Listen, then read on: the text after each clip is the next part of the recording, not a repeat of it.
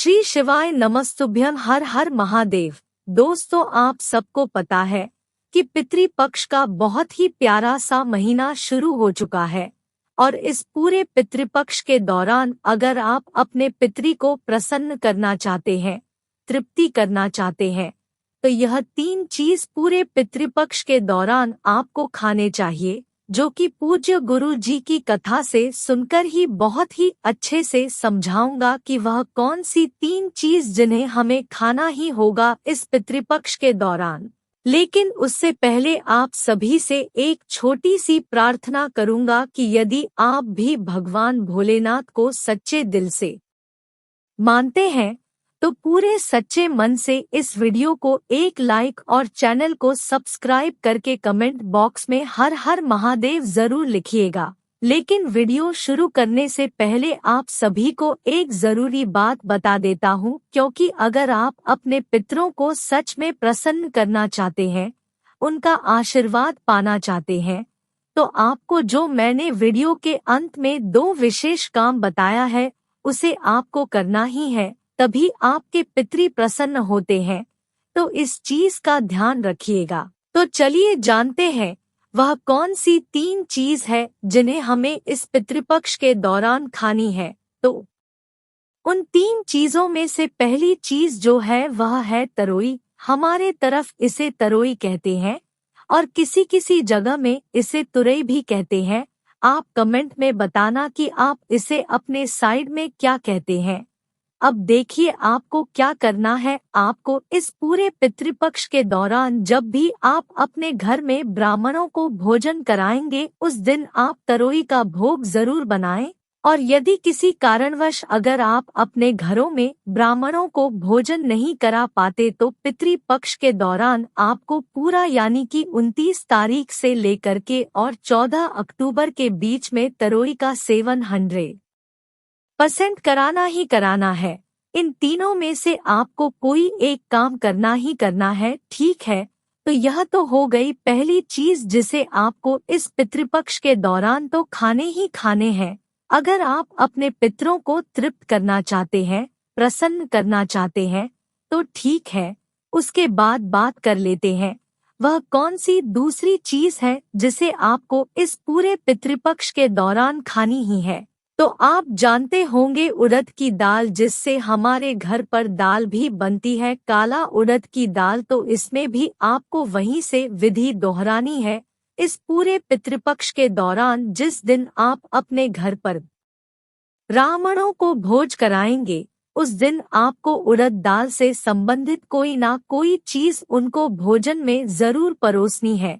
चाहे तो आप उनको उड़द की दाल खिला दे, उड़द की बेरिया खिला दे या उड़द की पकौड़े खिला दे, यानी कि आपको उड़द से संबंधित कुछ ना कुछ जो कुछ भी आप बना सकते हैं अपने घर में जो उड़द से संबंधित हो, वह आपको खिलाना ही खिलाना है। मैं फिर से एक बार रिपीट कर रहा हूँ कि यदि आप अपने घर पर ब्राह्मण भोज नहीं करा पा रहे हैं, तो पितृपक्ष के दौरान आप अपने घर में पूरे परिवार के साथ 29 सितंबर से लेकर करके 14 अक्टूबर के बीच में यह भोजन जरूर कराएं। कोई ना कोई चीज उड़द से संबंध बनाना ही बनाना है। दाल बना लो, जो कुछ भी आपको बनाने आता हो आपको बनाना ही है, ठीक है ना।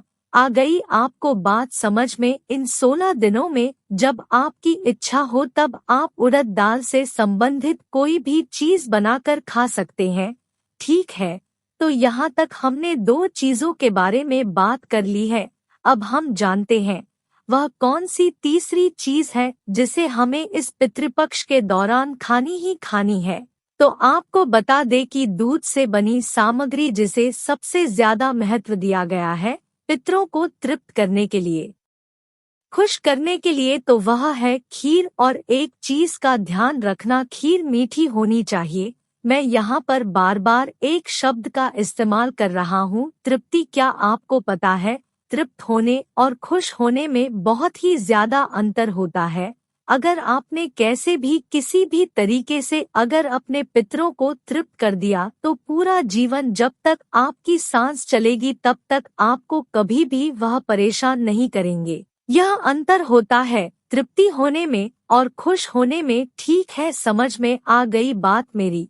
हमें इस पूरे पितृपक्ष के दौरान हम सभी को जरूर करना चाहिए। ठीक है, तो हमने 3 चीजों के बारे में बात कर ली है जो आपको इस पितृपक्ष के दौरान तो खानी ही खानी है। अगर आप अपने पितरों को तृप्त करना चाहते हैं, प्रसन्न करना चाहते हैं, तो और उनका आशीर्वाद पाना चाहते हैं, और अगर आप अपने पितरों को सच में प्रसन्न करना चाहते हैं, उनका आशीर्वाद पाना चाहते हैं, तो आपको इन चीजों का भी विशेष ध्यान रखना है। इन चीजों को भी आपको इस पितृपक्ष के दौरान जरूर करना है, जिसे स्वयं पंडित प्रदीप मिश्रा जी ने अपनी कथा में बताया है। तो इसके लिए आपको करना क्या होगा, आपको लेना होगा एक बेलपत्र जो कि कहीं से भी खंडित नहीं होना चाहिए। ठीक है, और इसी के साथ आपको लेना है शमी पत्र के पत्ते। कितना लेना है, तो आपको 2 शमी पत्र के पत्ते लेने हैं, जो कि पूरा एक पत्ता होना चाहिए। फिर इसी के साथ लेना है आपको एक तांबे का लोटा, और इसमें आपको जल भर लेना होगा। ध्यान रखना, आपको अपने घर से ही शुद्ध जल भरना है, बासी वाला जल मत भरना। फिर इन तीनों चीजों को लेकर के पहुंचना महादेव जी के मंदिर। लेकिन एक चीज का विशेष ध्यान रखना कि आपको बेलपत्र और शमी पत्र को उस एक लोटे जल में बिल्कुल भी नहीं डालना है, और वहां पर आप उत्तर दिशा की तरफ अपना मुंह करके खड़े हो जाना। फिर इसके बाद क्या करोगे, तो आपके पास जो एक बेलपत्र है और 2 शमी पत्र है, तो आपको उस एक बेलपत्र को जो शिवलिंग पर माता अशोक सुंदरी का स्थान होता है, वहां पर आप उस एक बेलपत्र को सीधा सीधा रख देंगे। ठीक है, रख दिया। अब मैं जो बात बताने जा रहा हूँ उस बात को ध्यान से सुने। तो देखिए, अब आपके पास में जो बचे शमी पत्र है, तो उन दोनों में से एक स्वामी पत्र को आपको शिवलिंग के ठीक ऊपर समर्पित करना है। श्री शिवाय नमस्तुभ्यम या ओम नमः शिवाय मंत्र का जाप करते हुए। ठीक है, उसके बाद जो दूसरा बेलपत्र है, ध्यान से सुनो, उसे आपको कहाँ पर समर्पित करना है, तो जो शिवलिंग से जल बहता जलधारी से आकर के नीचे गिरता है, तो उस जलधारी के नीचे वाली जगह पर आपको उस शमी पत्र को समर्पित करना है, जिसे पितरों का स्थान भी कहा गया है। वहां पर आपको उस दूसरे बेलपत्र को समर्पित कर देना है। ठीक है, तो इस उपाय को करने की कोई निश्चित समय नहीं है। आप पितृपक्ष के दौरान जब भी इस उपाय को करना चाहे आप कर सकते हो। जब भी आपको समय मिले, चाहे सुबह हो, शाम हो, रात हो, जब भी आप करना चाहो तब आप इस उपाय को कर सकते हैं। ध्यान रखना, आपको दूसरा शमी पत्र वहां जलधारी के नीचे समर्पित करना है, जो पितरों का स्थान होता है। ठीक है, और अंत में आपको फिर उस एक लोटे जल को समर्पित करना है। मुझे गुरु जी ने कहा कि इस उपाय से निश्चित ही आपको करने होंगे। पूज्य गुरुदेव ने कहा है कि इस उपाय को आपको जरूर करना चाहिए। ठीक है, तो अब बात कर लेते हैं उस दूसरे वाले काम की तरफ, जिसे आपको पितृपक्ष के दौरान तो करना ही करना है। अपने पितरों को प्रसन्न करने के लिए तो आप सभी जानते होंगे कि जो पीपल का वृक्ष होता है, वह हमारे पितरों का स्थान माना गया है। वह पीपल के नीचे के जगह को माना गया है, जिसे पितरों का स्थान माना गया है।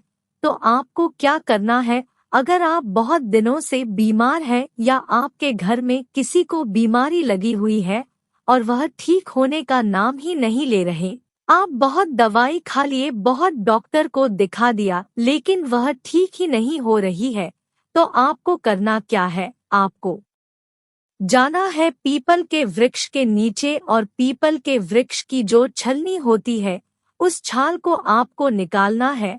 और उसका क्या करोगे, उसको निकाल करके आप एक छोटी सी कटोरी में पानी लेना, और इस पानी में आप इस छाल को मिला करके अच्छे से गला लेना है। ठीक है, 20 से 25 मिनट तक उस छाल को इस पानी में गलने देना, और जब वह गल जाए तो गलने के बाद उस छाल को निकलना निकलने के बाद आप क्या करोगे, उस छाल को या तो किसी चीज में घिस लेना या फिर पीस लेना। फिर पीसने के बाद उसका एक चंदन निकाल करके आएंगे तो फिर आपको क्या करना है, उस चंदन को लेकर आपको चले जाना है महादेव के शिवलिंग के पास, और फिर उस छाल की आपने जो चंदन बनाई है ना, उस चंदन का आप क्या करोगे, शिवलिंग के ऊपर लेपन करोगे। कौन से महादेव के नाम से? पिपलेश्वर महादेव के नाम से आपको लेपन करना है। ध्यान रखना कौन से नाम से, पिपलेश्वर महादेव के नाम से, ठीक है। इसी के साथ आप महादेव से वहां विनती भी करना कि महादेव, हमारे घर का यह सदस्य है जो कि कई दिनों से बीमार है, बहुत दिनों से परेशान है, आप इसकी बीमारी को दूर कर दें। जैसे भी प्रार्थना आपको करनी हो आप कर लेना। फिर प्रार्थना करने के बाद आप क्या करोगे, जो आपने शिवलिंग पर पीपल के पेड़ के छाल की जो आपने लेपन की है, तो उसी में से आपको थोड़ा सा जो चंदन है उसे निकालनी है। फिर निकाल करके आपको अपने घर पर जाना है, और आपके घर में जो भी व्यक्ति बीमार होगा तो उस व्यक्ति के मस्तक में आपको पिपलेश्वर महादेव के नाम से एक छोटी सी बिंदी पूरे पितृपक्ष के दौरान आपको लगानी है। जब से आप यह उपाय कर रहे हो, यह इतना अद्भुत उपाय है। पूज्य गुरु जी ने कहा कि व्यक्ति कितना भी बीमार क्यों ना हो, वह कितना भी दवाई क्यों ना खा रहा हो, उसकी बीमारी निश्चित ही खत्म होगी। भगवान भोलेनाथ उसकी बीमारी अवश्य ही हर लेंगे। इतनी ताकत होती है पिपलेश्वर महादेव के नाम में, और इतनी ताकत है इस उपाय में। तो पूज्य गुरु जी ने कहा कि आप बीमारी के लिए कोई उपाय करें या ना करें, लेकिन इस उपाय को आपको नहीं छोड़ना है। बस आपको एक चीज का ध्यान रखना है कि जब आप शिवलिंग पर वहां चंदन थोड़ा सा निकलोगे तो उसके बाद में आपको एक लोटा शुद्ध जल तांबे के लोटे में आपको समर्पित करना ही है। इस चीज का ध्यान रखना, उसके बाद ही आप अपने घर जाएंगे, ठीक है। मुझे गुरुजी ने बताया कि यह इतना अद्भुत उपाय है कि इससे हमारे पितृ जो है वह प्रसन्न होते हैं, और एक बार अगर हमारे पितृ प्रसन्न हो गए तो जितनी भी सारी आपके घर की बीमारियां हैं वह कहाँ गायब हो जाएगी, आपको पता भी नहीं लगेगा। इतना अद्भुत सा यह उपाय है। एक बार आप इस पितृपक्ष के दौरान इस उपाय को जरूर करके देखिएगा, ठीक है। पूज्य गुरु जी ने जैसा अपनी कथा में बताया वैसा आसान भाषा में आपको समझाने का संपूर्ण प्रयास किया हूँ। अगर वीडियो अच्छी लगी हो और उपाय समझ में आया हो तो इस वीडियो को एक लाइक करना चाहिए।